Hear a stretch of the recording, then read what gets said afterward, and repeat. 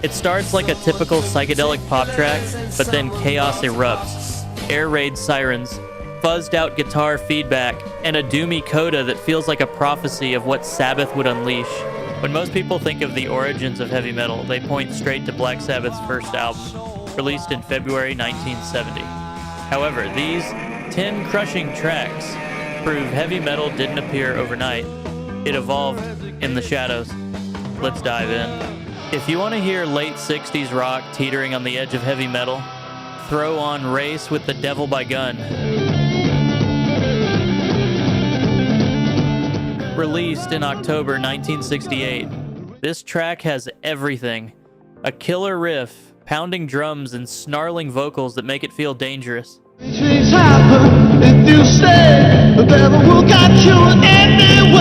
That relentless chugging rhythm, you can hear echoes of it years later in Judas Priest and Motorhead.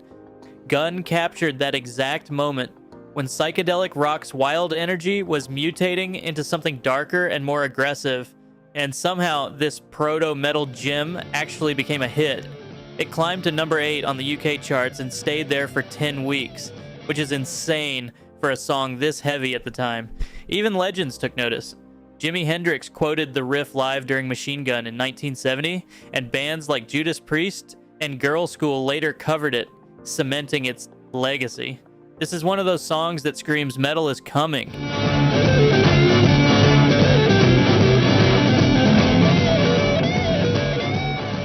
For a real proto-metal deep cut, you should check out Listen to the Sky by Sands. This B-side dropped in September 1967, 3 years before Sabbath's debut, and it's shockingly heavy for its time. It starts like a typical psychedelic pop track, but then chaos erupts. Air raid sirens, fuzzed out guitar feedback, and a doomy coda that feels like a prophecy of what Sabbath would unleash. That ominous outro was inspired by Gustav Holst's Mars, the bringer of war. Tony Iommi once said, "I was trying to play Mars, and that's how Black Sabbath came about." Sands had serious backing. Brian Epstein signed them, and the single was released through Robert Stigwood's label and published by the Beatles' Apple Company. But Epstein's sudden death left the track without promotion, and it faded into obscurity. Guitarist Rob Freeman later summed it up perfectly. "It was our anti-war statement, and it scared the girls."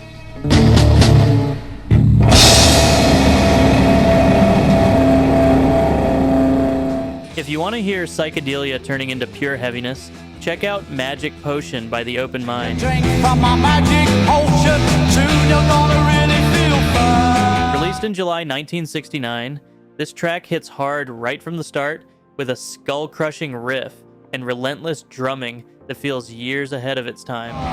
How do you feel? I feel fine. It's got all the trippy vibes of the era, but there's a raw, aggressive edge that clearly points toward heavy metal. Fun twist. The main riff sounds a lot like the Stooges' I Wanna Be Your Dog, but it's just coincidence. Magic Potion was recorded months earlier. Instead of flower power lyrics, the song dives straight into an LSD trip, making it feel darker and heavier than most psych tracks of the day. The single never broke through commercially, but it didn't need to. Over time, it became a cult classic, and their lone self-titled LP is now a holy grail for collectors who love that proto-metal meets psychedelia sound.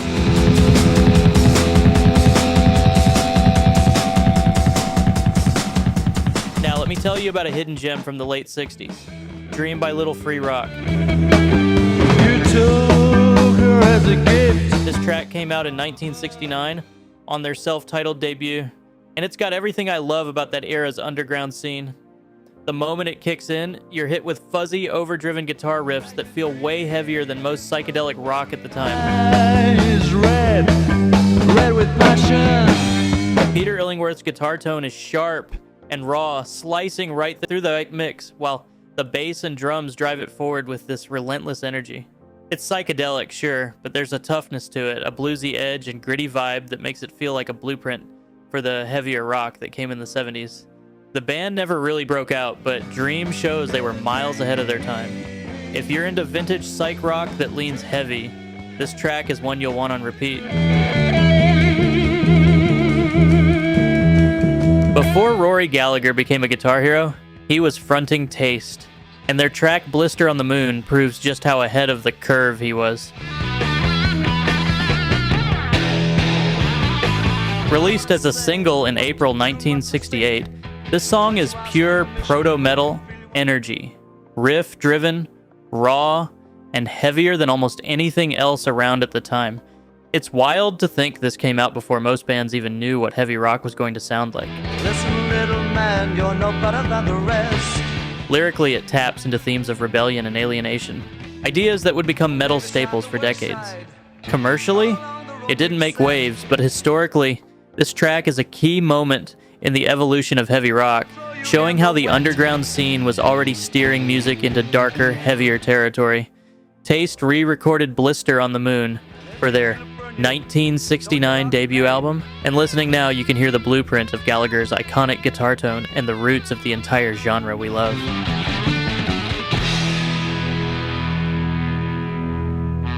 If you want proof that heavy metal's roots go deeper than Sabbath, spin Feudalist Lament by High Tide.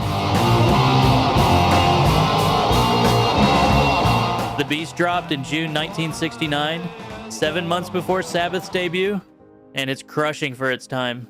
High Tide was the brainchild of guitarist Tony Hill and violinist Simon House. It wasn't playing sweet, folky melodies. Nope, his violin was cranked through distortion like a lead guitar, screaming alongside Hill's riffs.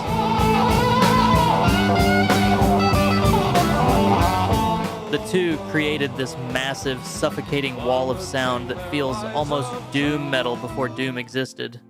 The vibe is dark, psychedelic, and way heavier than anything else coming out of Britain in 1969. Tony Hill had already cut his teeth in The Misunderstood, a seriously underrated band, but High Tide took things to another level entirely. This track alone shows just how close the underground was to inventing metal, before anyone had a name for it. Fun fact, Simon House later joined Hawkwind and even worked with Bowie.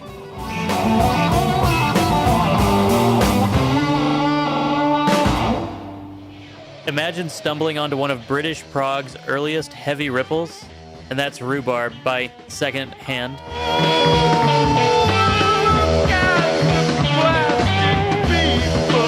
Blazing with dark psychedelia in 1968. This track, nestled in their debut album Reality, feels like a secret portal between twisted psychedelic haze and burgeoning prog rock heft. It's not chugging like Sabbath, but instead it looms. Layered mellotron, moody atmosphere, and a stoner heaviness that hits unlike anything else from that era.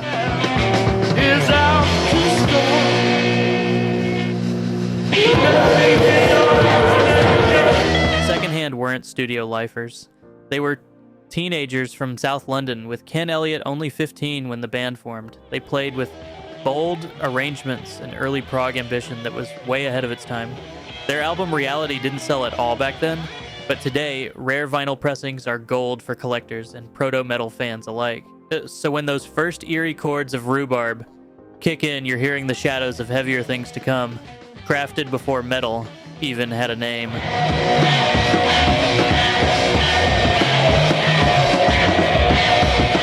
If you've never heard Love in the Rain by the Edgar Broughton Band, you're missing one of the heaviest hidden gems of the 60s.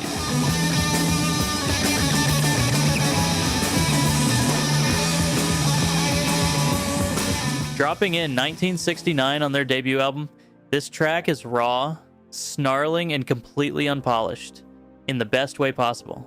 It's heavy psychedelia teetering on the edge of proto-metal.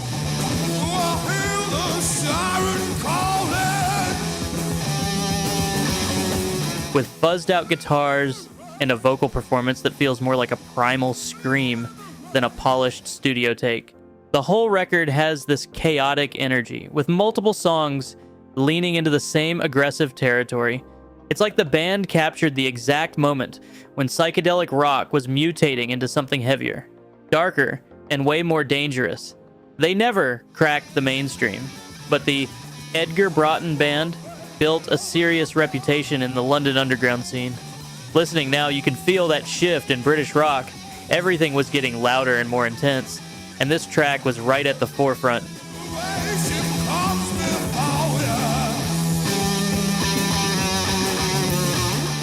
Imagine plugging into the fuzz-fueled mystery of Too Old by Andromeda.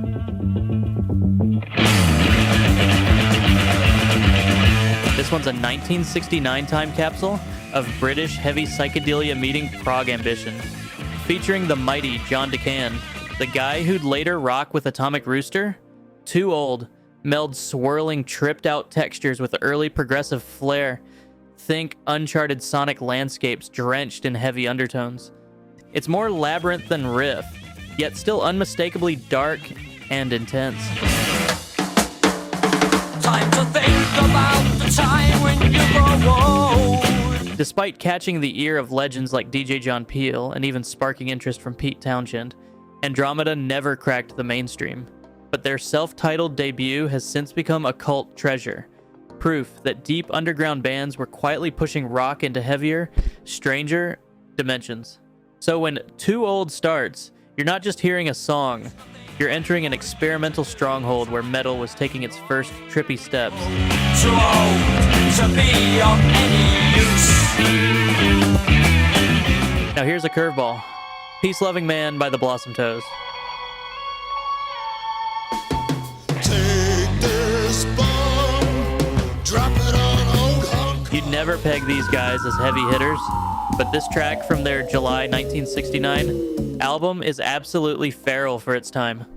The riffs are thick, the vocals are wild and unhinged, and honestly, it sounds like a blueprint for some of the extreme metal screams we'd hear decades later. And I've got my eye on the sly little man who are putting their finger on you. The Blossom Toes actually started as a psychedelic band back in '66, and their 1967 debut is still one of the most underrated psych records of the era.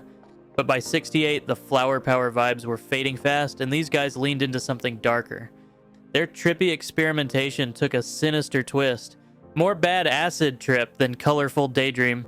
Peace Loving Man is easily their heaviest moment, though critics didn't get it back then. The press dismissed it, but the underground loved it.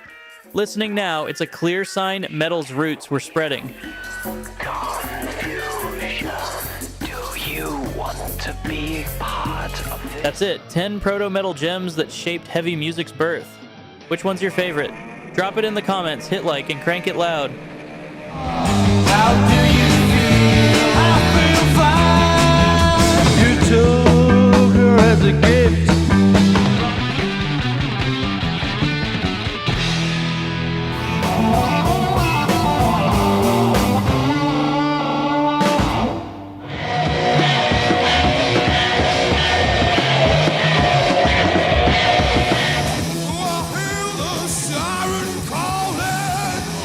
Too old to be of any